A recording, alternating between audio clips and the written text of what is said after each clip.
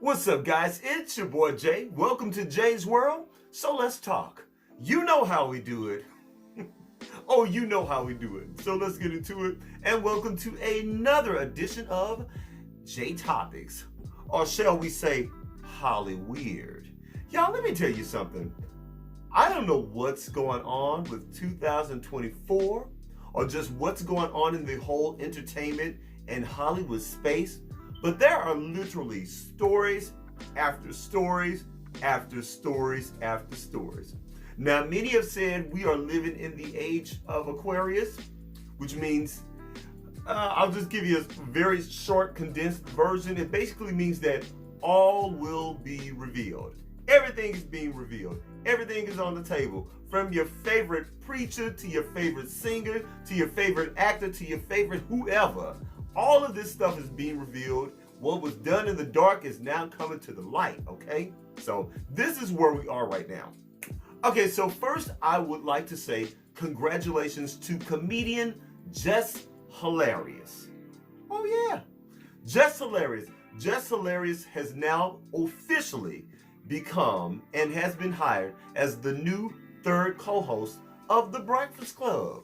Y'all, let's give it up for Jes Hilarious. That's right. Give it up for her, y'all. Okay, now I will be honest, guys. I never really followed Jes Hilarious that much. Now, I do know a lot about, well, I do somewhat know about her career. I know she initially started off as a huge social media influencer. I think her biggest break came from like maybe Instagram and TikTok, and she had lots of followings. You know, she went from there to doing stand-up. You know, now they do call her Jes Hilarious because she's so funny and she's just hilarious. I kind of put her in the same category with Tiffany Haddish and Kevin Hart. You know, I mean, no offense to the sister, I just don't find her that funny to me. I don't think she's that funny. I mean, she's good for a cute video or two here on social media, but I just personally don't find her all that funny. But whether I find her funny or not, I can respect her hustle and her grind. And her hustle and her grind has brought her to The Breakfast Club. She also, I think from doing stand-up, she also worked as an actor on a couple of sitcoms. So Jes Hilarious has really been doing her thing. And I have actually seen her on The Breakfast Club, and I'll have to say, I think that she's a great fit for those two guys. You know, of course, there's Charlamagne the God and DJ Envy. Now, guys, I'll be honest, I really don't watch The Breakfast Club like I used to. I just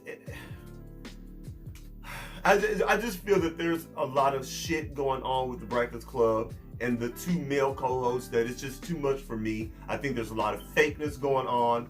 I think, why is it that they still not addressed DJ Envy and all of his scams and everything? It's just too much surrounding The Breakfast Club for me, and I just find the whole thing quite hypocritical.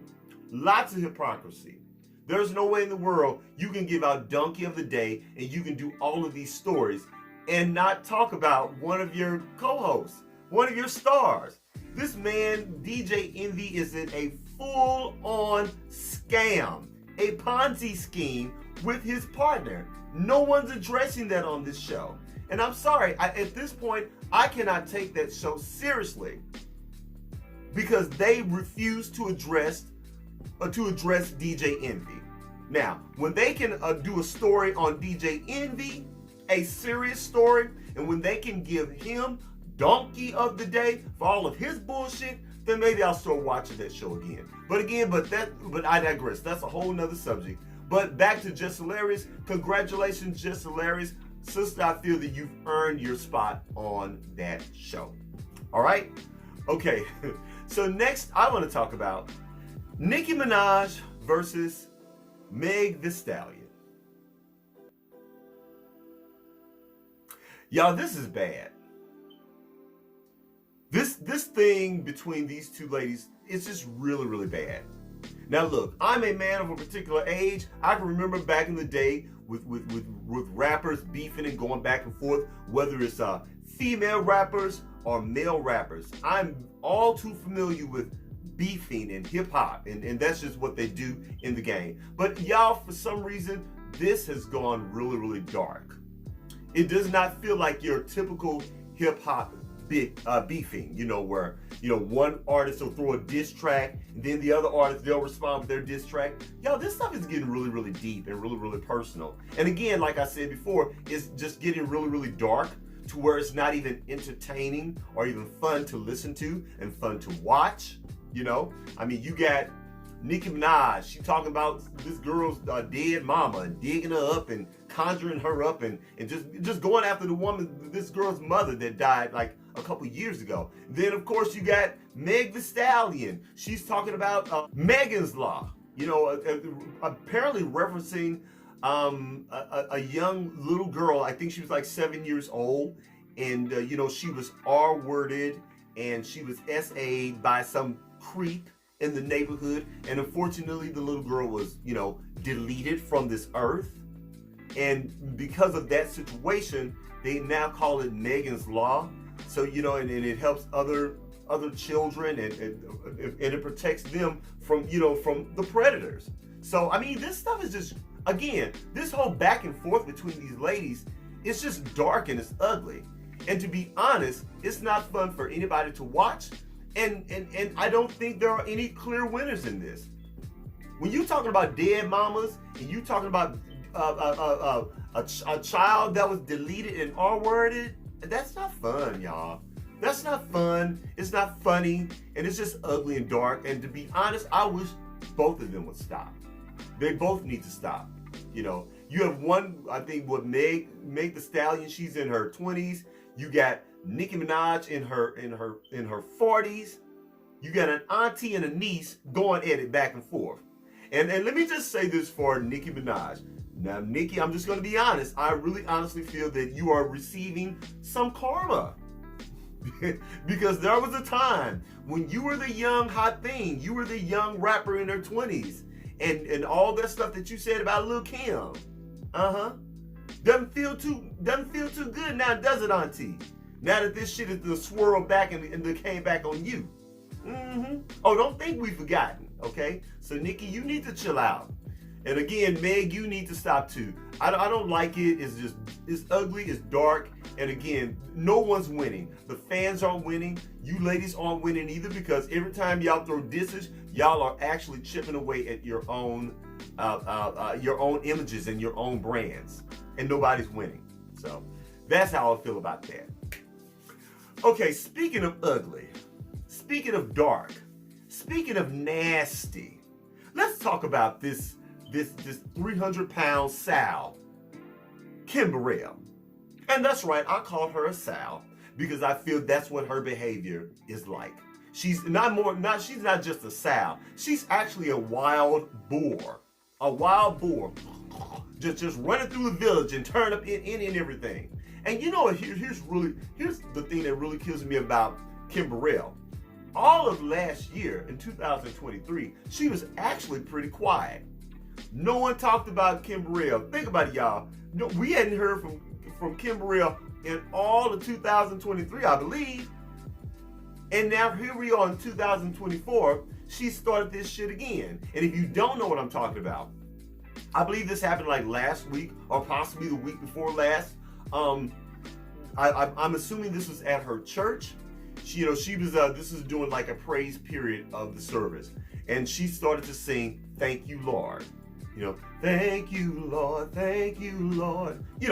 Which is for all intents and purposes, it's pretty much a congregational song at this point. When you start to sing "Thank You, Lord" in a church, people will naturally just join in because it's just kind of congregational. But anyway, she started to sing this song, and she had the microphone, of course. And another lady that you really couldn't hear her sing apparently started singing along with her. And she stopped what she was doing and told the woman, ma'am, the Lord is using me right now. I'm in the spirit. This is a solo. Then she started to sing the song again, and the woman was still singing the song. And she told this woman, ma'am, I said, I'm singing the song alone. You got a mask on, let that mask work for you, and blah, blah, blah, blah. It was just really rude, really nasty, and pretty much on brand with Kim Burrell as we know her, okay? Y'all know how she is. Now, of course, she took to Instagram, you know, and she went live and telling people how you didn't see the other half of the video and how the other part of the video, me and this lady, we finally sang together and we got up and danced and everything, and it was all good, but blah, blah. You know, Kim's always got an excuse for her bullshit behavior. And of course, you know, she's receiving lots and lots of backlash, as she should.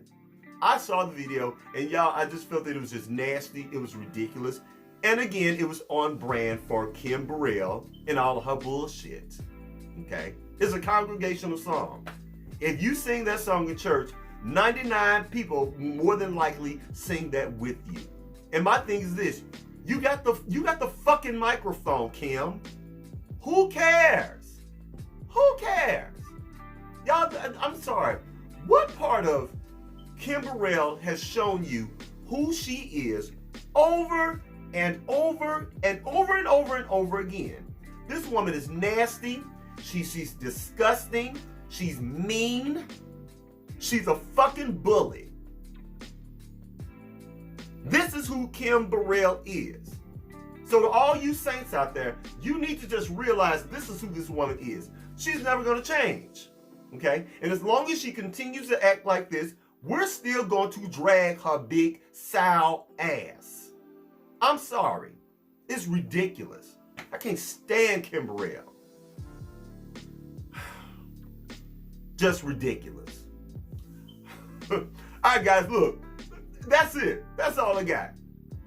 Guys, thank you so much for watching my videos. Guys, so let me just do a little house cleaning here. So when you watch my videos, please, if you can think about it, hit the thumbs up. When you hit that thumbs up button, it actually helps the algorithm. It helps the algorithm push my video out to many different areas, and more people will be able to see my videos, okay? Because if you've not noticed, if you look down at my numbers, the algorithms, they pretty much have a love-hate relationship with me.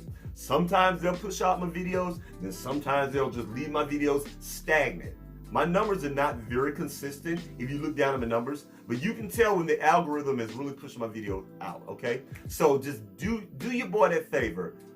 Thumbs up the video, okay? Get down in the comments, engage with me. Good or bad, you can disagree with me, that's cool. Just be respectful, but yeah, I really need that, and it will help me so much. All right, guys, I appreciate you. Guys, that's it, that's all I got. Please don't forget to rate, comment, and do what? Subscribe. Please subscribe to my channel. And after you subscribe, please don't forget to head on over to Instagram and check me out at JaisWorldtv. That's JaisWorld.tv on Instagram. And I'll holler at you later. Peace.